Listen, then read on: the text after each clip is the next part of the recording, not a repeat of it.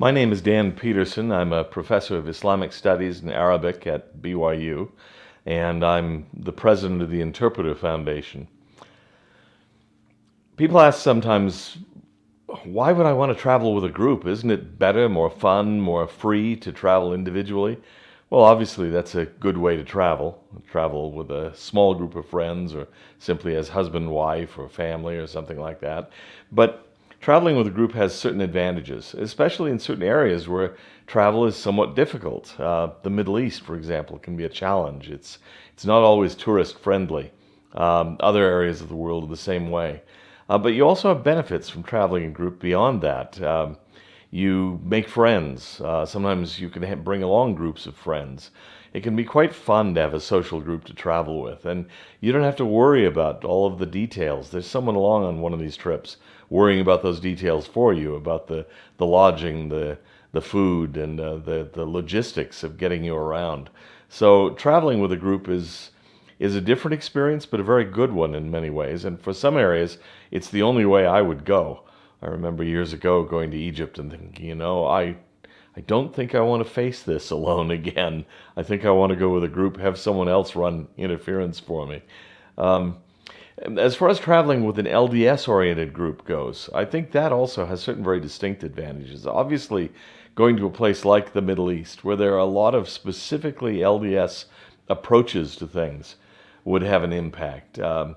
Going to Israel in particular, there's a general Christian response to the sites, but there's also a particularly Latter-day Saint approach to some of those sites and the events that are commemorated there. The same thing is true in Egypt. We have a way of looking at Egypt that is distinctly different from anyone else's. And so we'll be interested in things that average tour groups may not be interested in. We'll spend time in places that other groups might simply pass by without noticing, but they're very significant to us in terms of connections with potentially Abraham or with the temple, the Pearl of Great Price, Book of Abraham, things like that. So there are real strengths to be gained. Being accompanied by a headliner who knows something about the area is really nice. I know if you don't have someone to point things out to you, quite often you'll miss them altogether.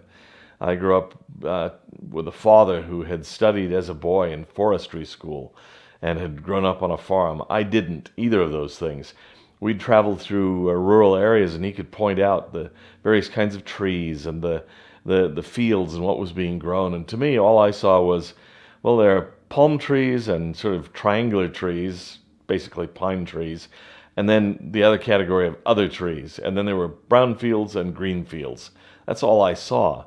But once he would point things out to me, I'd see all sorts of things I wouldn't have noticed. So it was helpful to have someone along who knew what he was looking at. That's something I appreciate about going with someone who knows. And one of the great benefits of this kind of travel is that you learn things. It's not just fun. You're not just having interesting meals on verandas overlooking beautiful places or something like that, but you come back having learned a lot.